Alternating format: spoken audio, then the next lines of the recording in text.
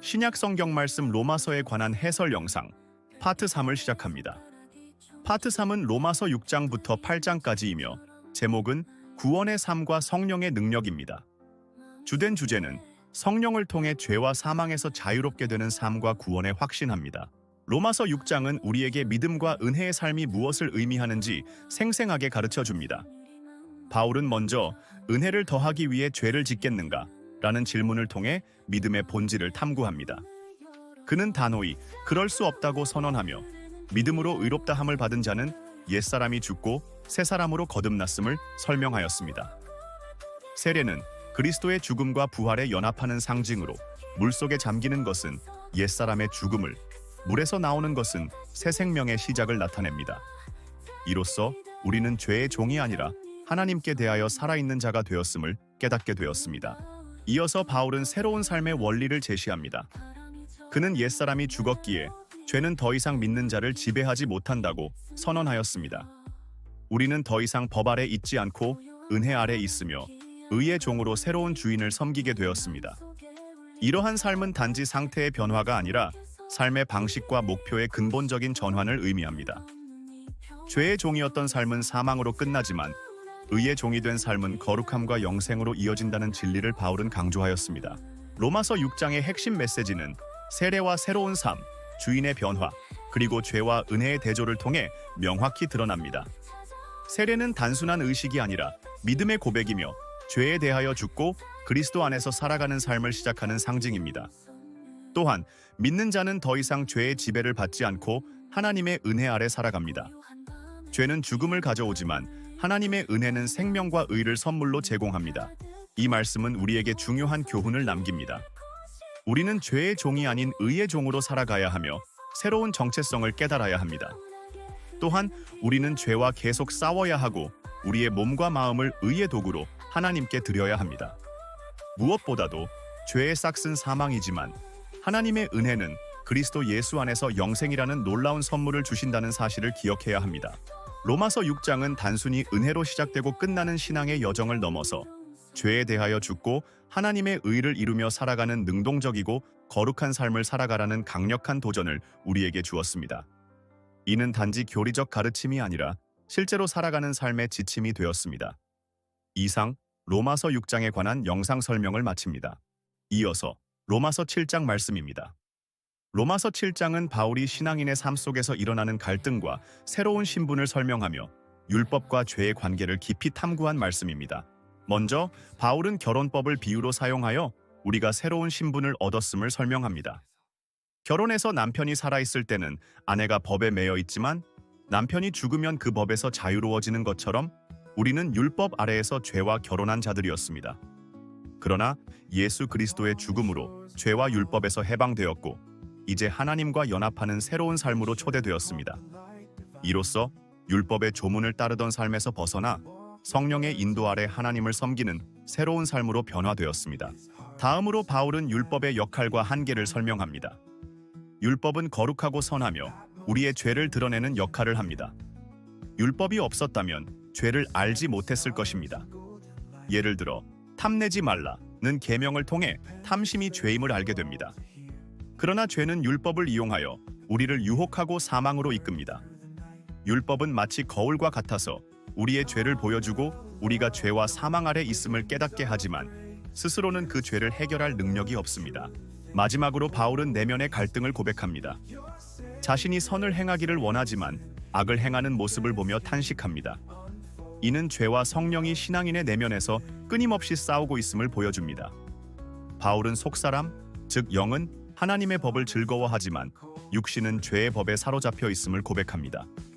이러한 갈등 속에서 바울은 오호라 나는 곤고한 사람이로다. 이 사망의 몸에서 누가 나를 건져내랴 라고 절규하며 동시에 예수 그리스도를 통한 구원과 해방을 찬양합니다. 구원이야말로 이 갈등과 죄의 문제를 해결하는 유일한 길임을 고백한 것입니다. 로마서 7장은 신앙인의 삶에 중요한 메시지를 전달합니다. 율법은 우리의 죄를 드러내지만 죄를 해결할 능력은 없으며 오직 성령을 통해 새로운 삶을 살 수 있음을 보여줍니다. 신앙인은 거듭난 이후에도 내면의 갈등과 싸우지만 이는 성령의 도우심을 통해 극복될 수 있습니다. 그리고 예수 그리스도를 통한 구원은 우리에게 율법의 정죄로부터 자유를 주며 하나님의 의를 따라 살아가도록 인도합니다.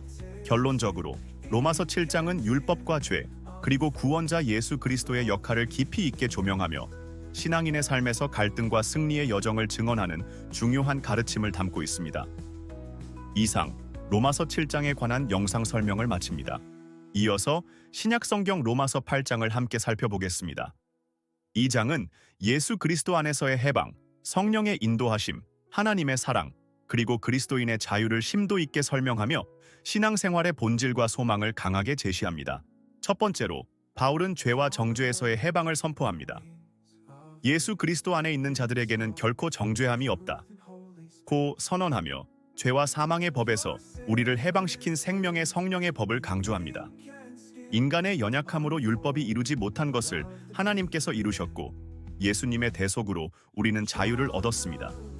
이는 단순한 선언이 아니라 삶 속에서 이루어지는 하나님의 은혜의 역사입니다. 두 번째로 바울은 영과 육의 대조를 통해 믿음의 길을 분명히 합니다. 육신을 따르는 자는 사망에 이르지만 성령을 따르는 자는 생명과 평안을 누리게 됩니다. 성령님이 내주하시는 자들은 그리스도의 영으로 인해 의롭다 여김을 받고 심지어 그들의 죽을 몸도 하나님의 능력으로 부활하게 될 것입니다. 육신의 한계를 초월하는 성령님의 능력이 강조되었습니다. 세 번째로 성령의 인도하심을 받는 하나님의 자녀로서의 정체성이 설명됩니다. 성령은 우리를 하나님의 자녀로 삼으시고 하나님을 아빠, 아버지라 부를 수 있는 친밀함을 주십니다. 우리는 하나님의 상속자이며 그리스도와 함께한 상속자로서 영광을 기대할 수 있습니다. 그러나 이 영광은 현재의 고난을 통과하는 길 위에서 이루어집니다. 네 번째로 바울은 현재의 고난과 장차 나타날 영광을 비교합니다. 현재의 고난은 장차 나타날 영광과 비교할 수 없다 고 선포하며 모든 피조물과 더불어 하나님의 자녀들이 완성될 날을 고대합니다. 우리는 보이지 않는 소망을 바라보며 인내로 그날을 기다려야 합니다. 이는 하나님께서 약속하신 구원의 완성을 확신하며 살아가는 신앙인의 태도를 잘 보여줍니다. 다섯 번째로 성령님은 우리의 연약함을 도우시는 분으로 소개됩니다. 우리가 마땅히 기도할 바를 알지 못할 때 성령님께서 말할 수 없는 탄식으로 우리를 위해 간구하십니다. 또한 하나님께서는 우리를 미리 아시고 예정하시며 그리스도의 형상을 본받게 하시고 의롭다 하시며 영화롭게 하셨습니다. 모든 것이 합력하여 선을 이루는 하나님의 계획이 드러납니다. 마지막으로 바울은 하나님의 사랑에 대한 확신을 선포합니다. 하나님께서 우리를 위하시면 누가 우리를 대적하리요? 라는 고백과 함께 그 어떤 것도 하나님의 사랑에서 우리를 끊을 수 없음을 선언합니다. 환난, 곤고, 박해, 기근, 위험, 칼 등 모든 상황 속에서도 하나님의 사랑은 우리를 지키며 승리로 인도하십니다. 그리스도 안에서 우리는 이러한 확신과 평안을 누릴 수 있습니다. 로마서 8장은 죄와 율법으로부터의 해방, 성령의 인도하심, 그리고 하나님의 사랑을 통해 신앙인의 삶의 확신과 소망을 제시합니다. 우리는 하나님의 자녀로서 영광스러운 미래를 기대하며 성령의 인도하심을 따라 매일의 삶을 살아가야 합니다. 현재의 고난을 인내로 이기고 하나님의 사랑에서 오는 확신과 힘으로 승리하며 살아가야 할 것입니다. 이 모든 것이 예수 그리스도 안에서 가능하게 되었습니다. 오늘도 하나님의 사랑과 성령의 인도하심 안에서 자유와 소망을 누리시길 바랍니다. 감사합니다. 파트 3을 마치고 파트 4에서 로마서 말씀의 해설을 이어갑니다.